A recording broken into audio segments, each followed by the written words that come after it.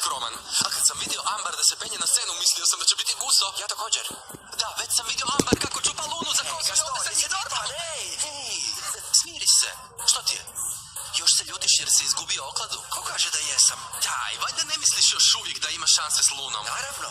Ne, zaboravi, to je izgubljeni slučaj. Zašto se ne smiriš s Ambar? Baš ste super parić vas dvoje. Ako se prijavite na natjecanje u rolanju, sigurno ćete razvaliti. A vi? Ne, ja ne sumnjam da ću se prijaviti.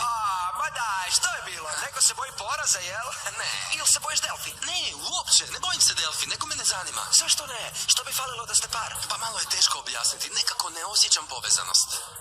Opet sviđa mi se to što je luda za mnom, ali nije moj tip. Izlike. Ako je djevojka lijepa, onda je lijepa i gotovo. A što bi ti još htio? Joj, drugo lice Saturna. Što? Oprosti, nisam Drugo lice poslušala. Saturna, odlična je. Zamisli tu budućnost, ha? Kakav ti je bio kraj? Oprosti, sigurno još nisi pročitala do kraja. Prvo poglavlje je dobro, kada mama kaže... Dobro, poslije ćeš mi reći. Knjiga, ostavili si knjigu.